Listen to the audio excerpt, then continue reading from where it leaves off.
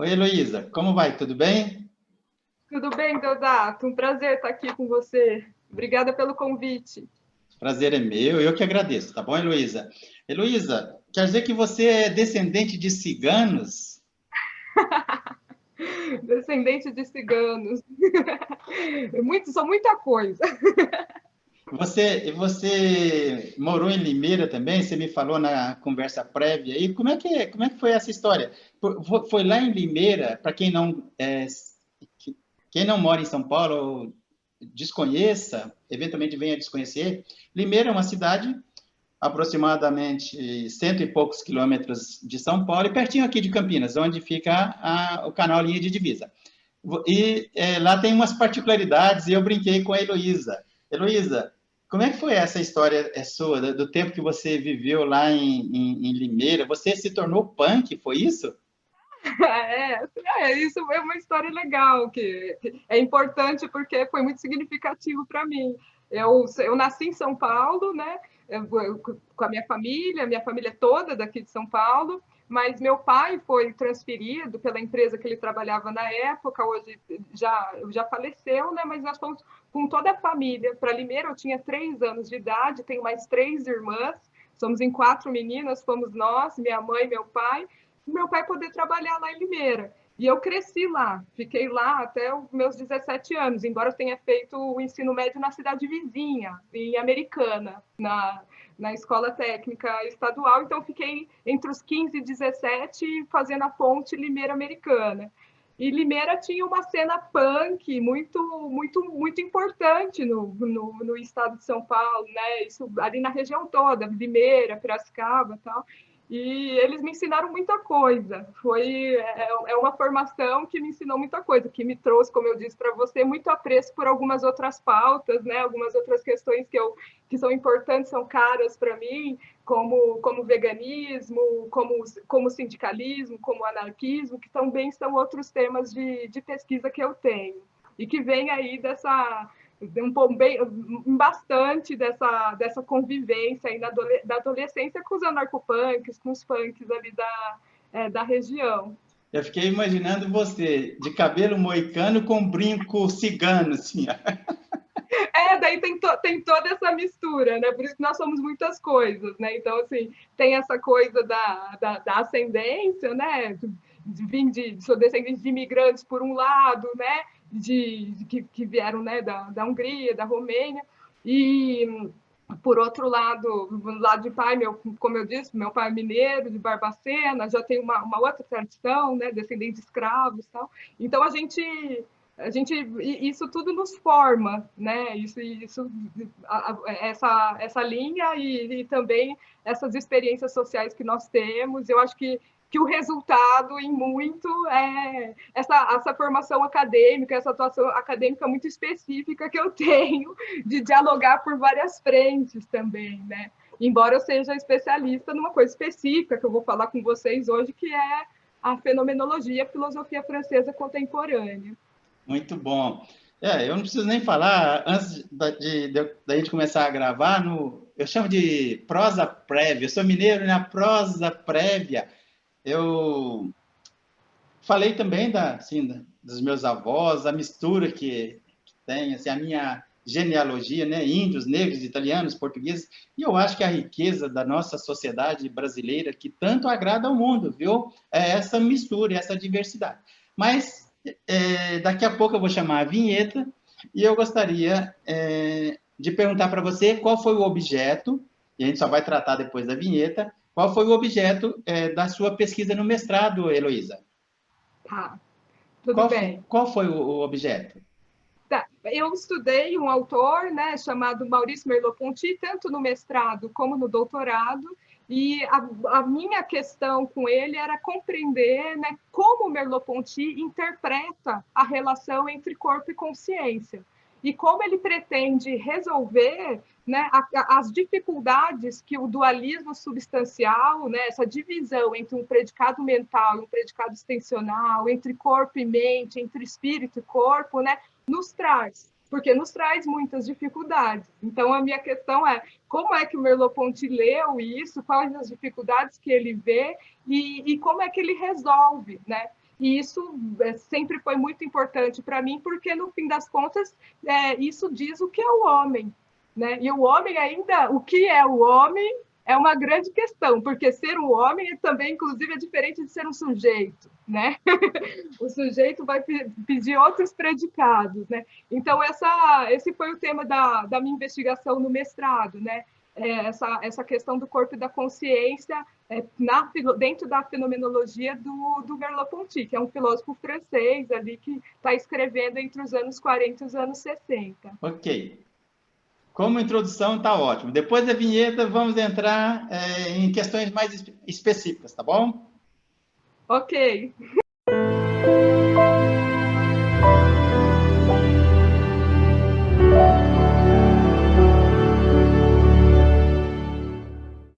Ok, como nós falamos antes da vinheta, a gente vai conversar agora especificamente sobre a pesquisa no mestrado da Heloísa Benvenuti.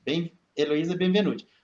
Heloísa, contextualiza para quem não é da academia, para quem eventualmente estiver assistindo o canal Linha de Divisa, que é um canal, eu sempre repito, que tem a proposta de estabelecer um diálogo entre a academia e academia e a sociedade.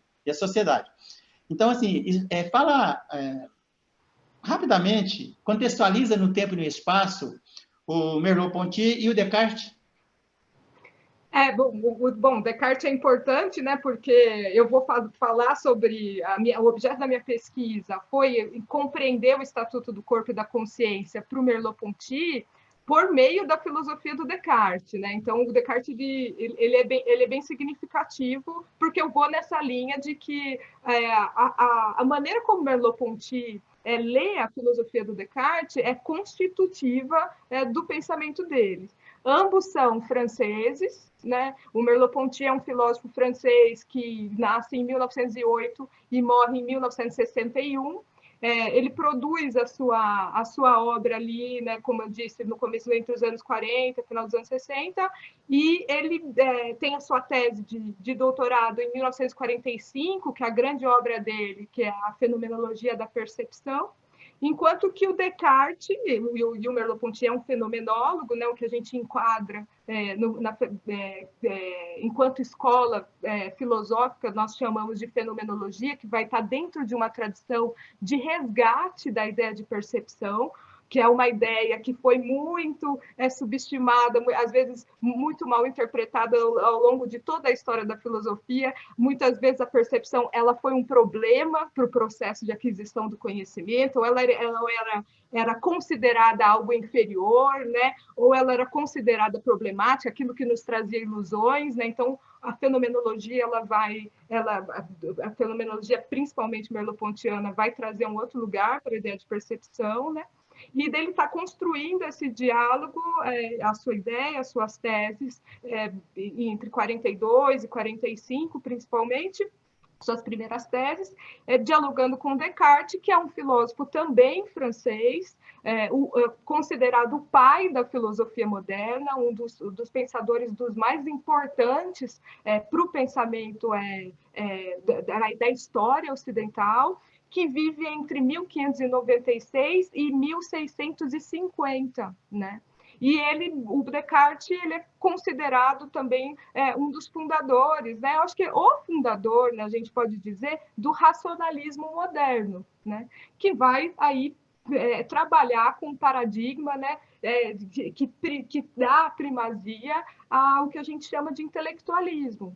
Então, o intelecto, ele é algo, o que vai nos trazer a verdade, ele é algo muito mais fundamental para a aquisição do conhecimento do que o corpo, do que a percepção, né? Então, o Descartes vai trabalhar com uma ideia de sensação, né? E enquanto que a fenomenologia vai fazer a crítica a essa sensação oriunda do intelectualismo, resgatando aí um mundo originário, né, nas palavras dele, a busca por uma verdade muito mais autêntica, né, e não só essa ligada a uma concepção epistemológica ou científica, como foi na modernidade. O Descartes, o que é importante dizer, acho que a título, né, assim, para toda a comunidade que nos assiste, ele é um grande matemático, né? Então, ele tem ali uma importância muito grande, né, para os estudos de álgebra e de geografia. Ele vai promover uma fusão entre essas duas coisas. E as suas teses a respeito do processo de conhecimento humano, como o sujeito conhece, né, tá ligado à maneira como ele pensa a ciência e como ele pensa a matemática. Então, ele desenvolve um método, né, baseado na matemática, para que a gente conheça algo de verdadeiro e indubitável no mundo. Né? Ele faz isso, né, tem esse processo mais sistematizado numa obra dele chamada o discurso do método. A gente já conversou tanta coisa, discurso do método, e que ele vai dizer que para se conhecer você tem que ter quatro pilares. Isso vem do estudo dele da matemática, né? Você tem que verificar, você tem que analisar, você tem que sintetizar e você tem que enumerar, né? E daí o Descartes desenvolve a filosofia dele nesse sentido, que vai permitir a ele dizer a célebre frase que todos nós conhecemos: penso, logo existo. Né? Então, o que tem? Como eu sei que eu existo? Porque que eu penso, e a minha existência é verdadeira. Né? Agora, uma perspectiva intelectualista, né? Essa, que daí os fenomenólogos vão tecer muitas críticas. E também, como Merleau-Ponty, muitos elogios. Deixa eu fazer um parênteses na tua linha de raciocínio.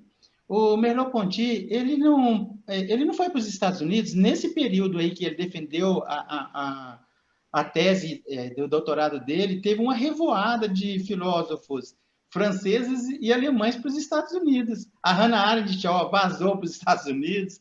Ele ficou na França? O Merleau-Ponty, bom, essa história francesa ela é uma história muito, muito interessante. Ele fica na França, né? Ele se envolve, ele tem um acontecimento que é muito emblemático na França nesse momento, que eles estão, assim, essa repercussão ela é pouco estudada, ela inclusive meu objeto, um objeto de investigação para mim que eu não consegui ainda. Estamos falando do pós-guerra, né? Do pós-guerra, mas tem um incidente ali muito importante para os franceses, que é a Guerra de Independência da Argélia, né? E eles são as lutas anticoloniais, né, que estão acontecendo. Merleau-Ponty se envolve bastante com essas questões. Isso é muito importante para ele. Isso muda a maneira dele ver o mundo, né? Então, assim como todos aqueles intelectuais do círculo dele, né? Que vão ali ter uma relação, por exemplo, muito forte com o Partido Comunista Francês, que a princípio Merleau-Ponty tem, ele acaba rompendo, né? Ele tem uma obra, inclusive acho que a gente não vai conseguir falar disso, mas que muito interessante, chamada Humanismo e Terror. O Merleau-Ponty, que ele vai fazer uma crítica à linha, né, como se dá o imperialismo francês e também como se dá ali a linha de atuação do Partido Comunista Francês. Ele começa a ver, né, esses problemas. Então, ele fica na França discutindo essa polêmica que a gente chama, né, de polêmica do humanismo e do anti-humanismo. Acaba sendo um pouco rejeitado por conta disso, das suas posições. Tem uma briga com um grande amigo dele, que é o Sartre, e a Simone de Beauvoir, são dois grandes amigos, né? A Simone de Beauvoir é muito constitutiva da obra do Merleau-Ponty também, mas ele acaba até seguindo uma linha dentro dessa escola, desse grupo que ele está envolvido, um pouco diferente. Ok. Vou fechar o parênteses aqui e vamos voltar no teu mestrado. A tua dissertação virou um livro? Ele está por aí? Tá aqui, sim. Virou um livro, a minha dissertação de mestrado, ela é intitulada Corpo e Consciência, Merleau-Ponty, Crítico de Descartes. Né? É esse livro aqui. Ok. Qual é a editora? A editora FI, é uma editora de Porto Alegre, FI, né, que pessoal pode buscar, foi publicado por essa editora, ele está disponível, esse livro de forma física, para compra, mas também ele está disponível gratuitamente dentro do site da editora para qualquer pessoa baixar, pode baixar o livro completo lá. Depois você me passa o link e eu vou, deixa eu colocar, dividir a minha imagem com a sua aqui. Aqui, ó, vou colocar aqui o link para quem quiser baixar e vou colocar na descrição do vídeo também, que aí é só entrar e baixar o livro da Heloísa. Eu vou fazer mais um comentário, a gente já volta na espinha dorsal aí para a gente não se perder, né? Mas você falou uma coisa, Heloísa, que me agradou demais na conversa prévia, que por uma questão de visão de mundo, de ética em relação à sociedade, até, né, em relação aos animais aí, você entende que o teu conhecimento produzido no teu mestrado, doutorado, é uma dívida que você tem com a sociedade, por isso que você está deixando de forma gratuita. Explica isso aí para quem está nos ouvindo. Eu vou encher a tela, porque eu achei isso bem interessante, a tua visão em relação, a tua perspectiva ética em relação à sociedade. Tem eu acho que tem assim, nós precisamos ter um compromisso histórico com o nosso momento, né? Nós estamos vivendo um momento de muito ataque à construção científica, nós estamos vendo aí o negacionismo, né? E a produção de conhecimento, infelizmente no Brasil, quando você está falando de pesquisas realizadas no âmbito da universidade pública, que foi aonde eu realizei as minhas pesquisas, acaba sendo um privilégio de poucos, né? A gente trabalha aí com acho que 3 ou 9%, né, da população que consegue fazer ensino superior em universidade pública, né? E nós realizamos essas pesquisas com financiamento do Estado, que, por sua vez, é um dinheiro que vem do contribuinte, né? Então, eu fiz o meu mestrado com bolsa de pesquisa, fiz o meu doutorado com bolsa de pesquisa. Eu acredito que esse conhecimento que eu desenvolvi e que eu tenho é um conhecimento para toda a sociedade, é de toda a sociedade, né? Então, daí a minha opção de sempre procurar disponibilizar tudo que eu produzo ou tudo que eu faço de forma gratuita, né? Porque houve um financiamento e esse financiamento foi feito por toda a sociedade, né? Via Estado. Então, eu acho muito importante que a gente consiga ao máximo compartilhar esse conhecimento, que ele seja o mais acessível possível, né? Até que a gente tenha aí uma distribuição muito mais democrática do saber, que acaba sendo ainda uma zona de privilégio para alguns na maneira como a nossa sociedade está estruturada, né? Ainda muito desigual, ainda muito calcada na dominação, ainda com muitos desafios, né, que a gente precisa superar para a construção de uma sociedade que, como eu estava dizendo para você antes, dos princípios que eu acredito e de coisas aí que me são caras também, né, baseado na horizontalidade, na solidariedade, na ética, né, que é uma sociedade possível de ser construída, possível de ser vivida, mas que antes disso, o que é mais importante, ela precisa ser praticada, né? Okay. Então, acho que a prática desses princípios são fundamentais. Heloísa, eu vou fazer um convite no ar aqui, mesmo porque você já aceitou na conversa prévia, mas eu vou fazer no ar e vou colocar aqui, ó, onde eu estou indicando na edição aqui, o convite para quem estiver nos assistindo nesse momento, voltar, seguir o canal, fazer os comentários e assistir a entrevista futura que eu pretendo fazer com você. Nós estamos vivendo um momento de muita polarização na sociedade, extremos, esquerda e direita, e o seu posicionamento político, a sua proposta para a sociedade, me pareceu muito interessante, que seria uma terceira via. Fica, então, um convite para a gente fazer gravar um vídeo estritamente sobre a tua leitura de uma sociedade mais igual, mais horizontal. Então, eu vou colocar aqui, ó, o convite para reforçar e a gente vai voltar a gravar num outro momento, tá bom? Então, vamos voltar para a tua pesquisa. Vai ser um prazer. Combinado. A gente vai conversando aí, a gente vai gravar. Eu queria voltar lá no Descartes, no Merleau-Ponty, e as críticas que ele teceu ao dualismo ontológico do Descartes. Como é que é mesmo essa questão?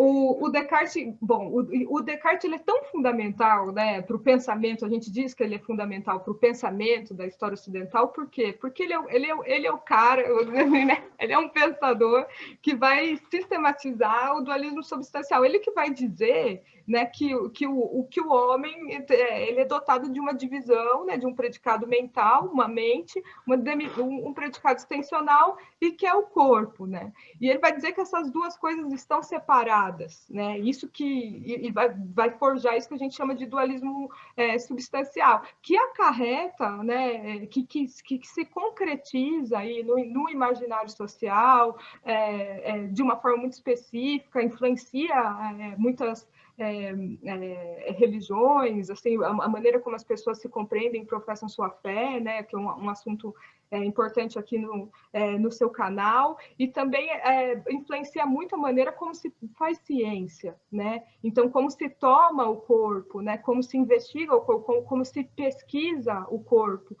Isso é importante porque se você privilegia um predicado mental, né? Se você diz que o homem é constituído de duas coisas e que a inteligência e que o saber vem disso que se chama predicado mental, que é separado do corpo, você cria um modelo de homem muito específico, né? E você acaba abrindo margem para dizer, ó, se aquela pessoa não pensa, é porque ela não tem um predicado mental adequado, né? E hoje nós sabemos que as questões não se dão exatamente assim, né? Que é muito mais difícil a gente dizer o que é um ser pensante, o que é o homem, o que uma pessoa precisa para produzir um conhecimento. Ela precisa de um espírito, né, animando o seu corpo, né, para que isso seja possível. Então, quando ela não consegue pensar ou quando ela não consegue proferir verdades indubitáveis a respeito do mundo, ela é uma pessoa sem espírito, né? Ela é uma pessoa com a capacidade cognitiva comprometida, né? Como é que ficam uma série de indivíduos na sociedade que são indivíduos distintos uns dos outros, né? Então, a gente pode pensar aí tanto nos animais não humanos, né, como eu estava falando, né? Poxa, eles não têm saber, não têm verdade, eles não participam, não têm nada a nos ensinar, eles não têm inteligência, né? Como pessoas que têm assim, uma atividade cognitiva muito distinta das outras, né? A gente tem aí uma série de fenômenos até comprovados cientificamente, né? De outros tipos humanos, outros tipos de cognição, da maneira como as pessoas se comportam, né?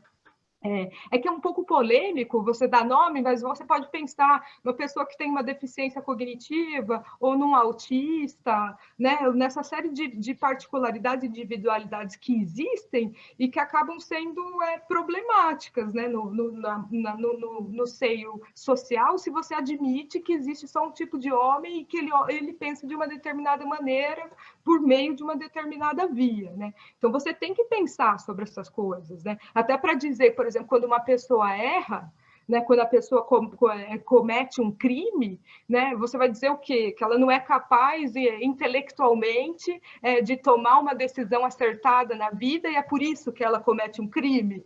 Não é tão simples dizer isso, né? Há toda uma condição social, há toda uma estrutura que muitas vezes leva as pessoas a errarem, a fazerem coisas, né, que não são moralmente aceitas, né? Então, a vida ela é mais difícil. Dizer o que é o homem é muito complicado, né? E é importante dizer. E ele faz o Descartes ele faz essa separação privilegiando o paradigma da razão. E vai construir ali a sua filosofia em torno disso. Então, ele vai dizer que nós somos, né, dotados, né, de uma coisa pensante, né, e de uma coisa material, a res cogitans e a resistência. E vai substancializar essas duas coisas, né? O Merleau-Ponty vai ver nisso um problema, mas também vai tecer um elogio à maneira como Descartes faz esse tipo de a sua filosofia. Por quê? Porque o Descartes, quando ele vai fazer essa sentença, né, que todo mundo conhece, né, eu penso, logo existo, isso sai de um texto dele, né, chamado Meditações, a Filosofia Primeira. onde ele tece ele elabora 6 meditações, né? E na primeira meditação, ele vai começar o seu projeto epistemológico, ele vai começar a dizer, a praticar, né, a dúvida radical e hiperbólica, sobre todas as coisas do mundo, e até vai fazer esse processo, primeira, segunda, terceira, quarta, quinta, até chegar na sexta meditação, e que ele, de fato, promove essa mistura entre o sujeito pensante e o corpo material. Ele vai fazer a mistura, vai dizer que existe essa mistura entre esses dois predicados, né? Mas, enfim, isso é uma questão, isso é todo o tema do livro, a maneira como ele faz isso, depois a maneira como o Merleau-Ponty o critica, mas o fato é que o Merleau-Ponty percebe que o Descartes, quando ele separa esses dois predicados, na verdade, ele tem uma sacada, porque ele percebe que nós somos não uma coisa dotada de duas coisas distintas, mas que nós somos uma mistura entre essas duas coisas. Porque o ser pensante, né, quando eu vai se interrogando ao longo das meditações sobre as coisas do mundo, até chegar a algo que seja absolutamente verdadeiro, né, ele vai experienciando o mundo. Ele mesmo que na imaginação, ele está andando, ele está comendo, ele está participando do mundo, né? Sem essa experiência prévia, sem essa capacidade, né, de se ligar ao mundo mesmo por meio da percepção, o eu, essa coisa pensante, não conseguiria se conceber. Ele precisa disso.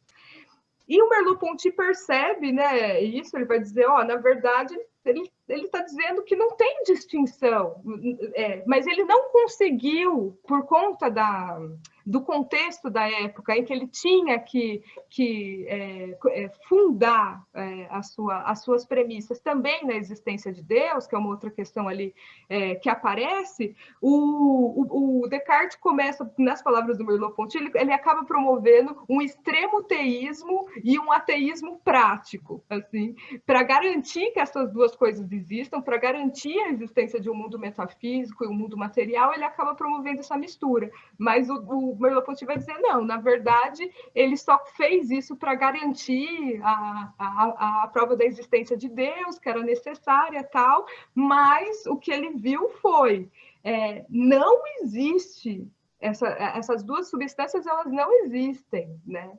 O que existe é o uso da vida, o Merleau-Ponty vai dizer. O que existe é a vida, o que existe é o ser do mundo, né?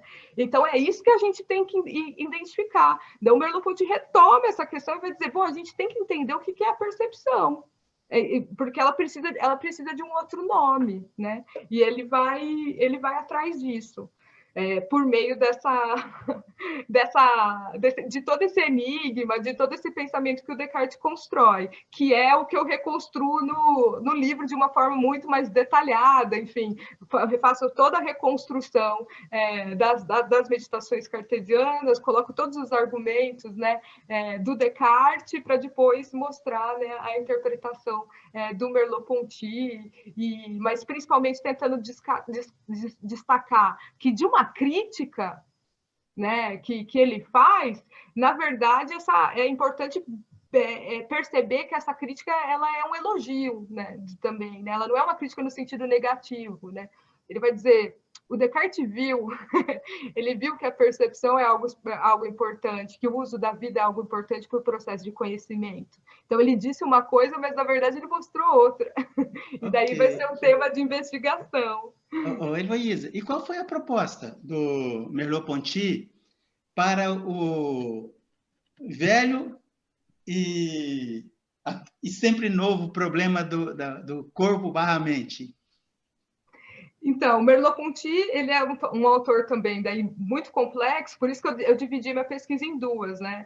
No mestrado, eu trabalho só com os textos dos anos 40, no Merleau-Ponty. Então, a estrutura do comportamento de 1942, depois até a fenomenologia da percepção de 45, e os cursos dele ministrados ali na França entre 46 e 48, que é um momento específico da obra dele, onde ele está pensando a encarnação no mundo.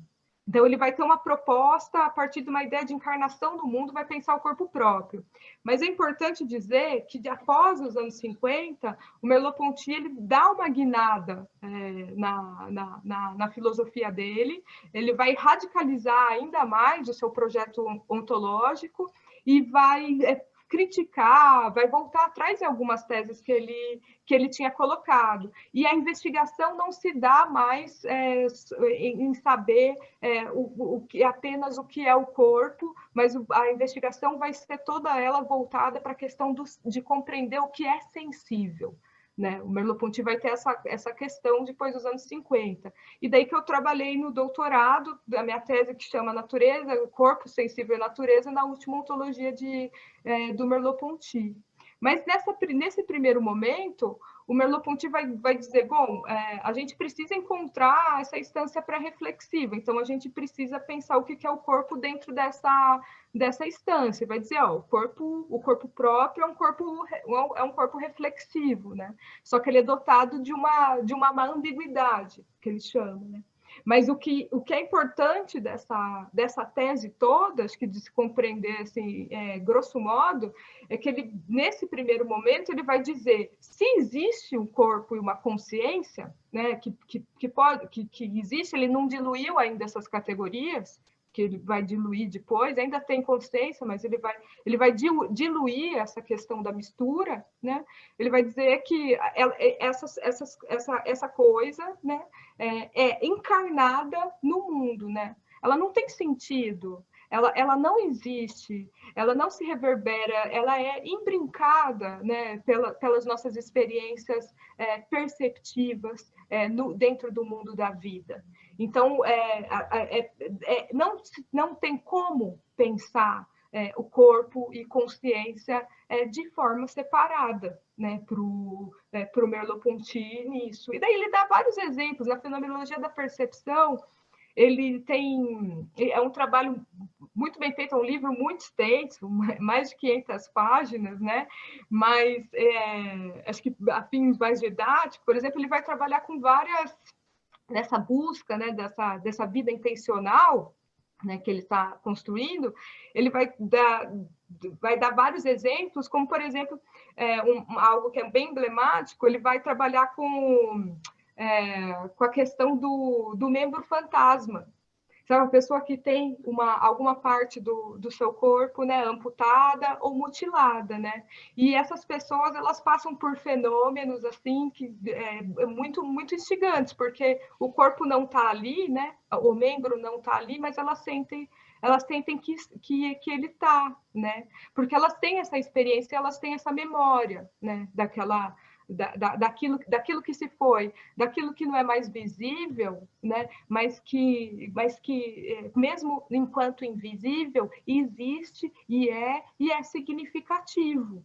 Né? Então, ele traz esses exemplos assim, dentro do seu livro, para investigar outros fenômenos, para dizer,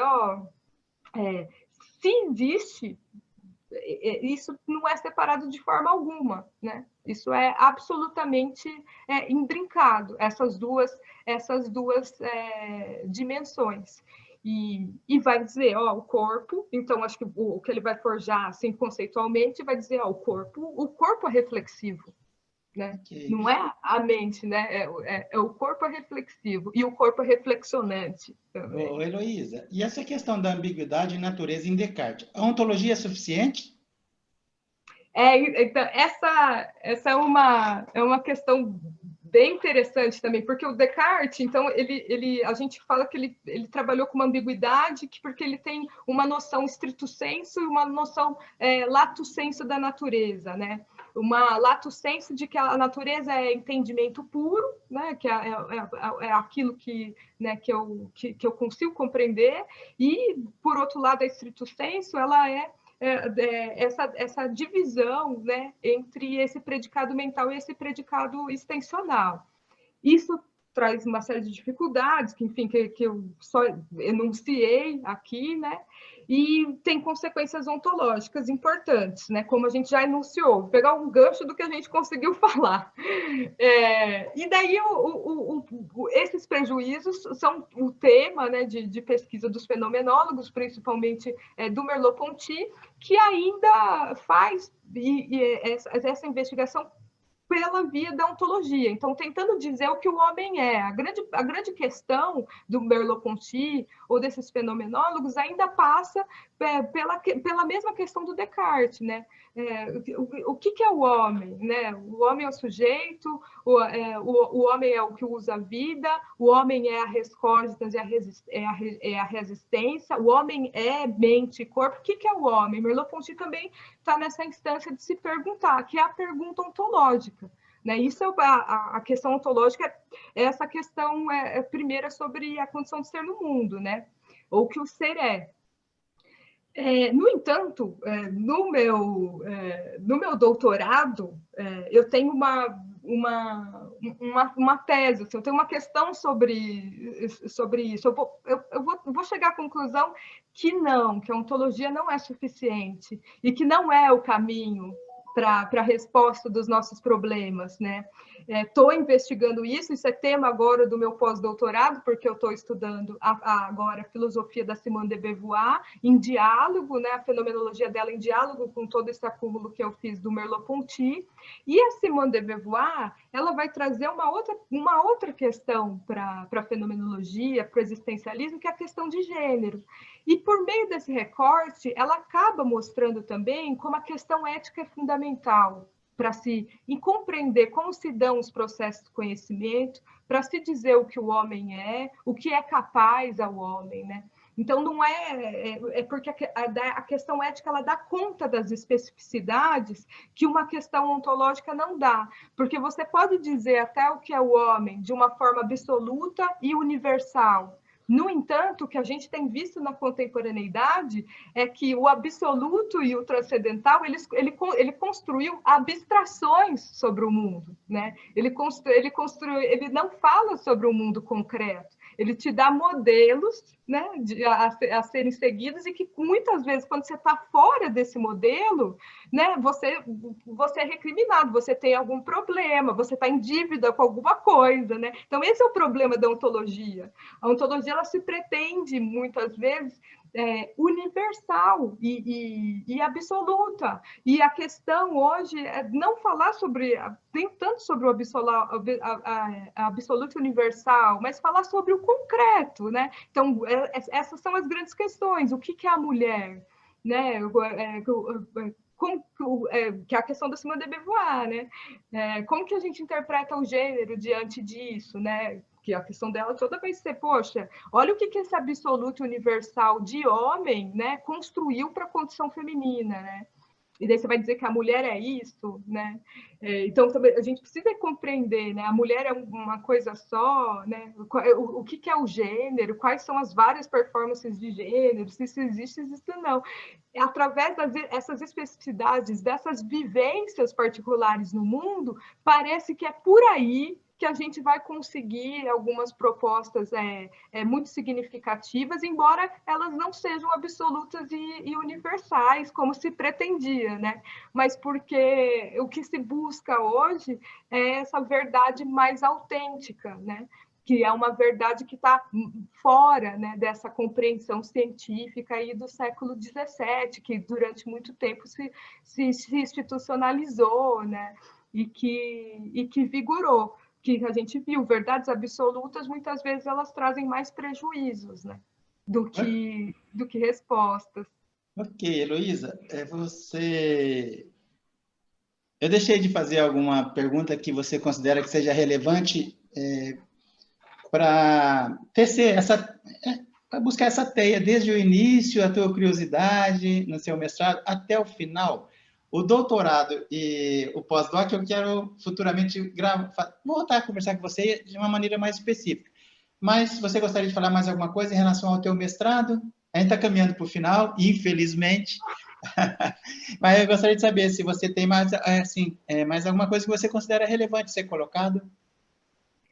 Eu acredito que é importante a gente ter atenção a essa instância, né, de investigação pré-reflexiva que veio por meio do Descartes, da filosofia do Merleau-Ponty, para a investigação sobre os processos do conhecimento. É importante essa indagação ontológica, é importante ainda que se busque, né, uma explicação a respeito do que é o homem, mas acredito que é importante a gente rever um pouco esse paradigma dessa questão do absoluto e do universal, né? A gente está entrando aí num outro momento onde é necessário que a gente tenha atenção a como se construíram essas coisas, né? Para que a gente consiga distinguir o tanto de coisas que nós consideramos concretas e que, na verdade, são abstratas. E aquilo que muitas vezes que a gente considera abstrato é concreto, porque existe para o outro, né? Então, atenção às normatividades, né? Atenção aos imperialismos, atenção aos processos de colonização,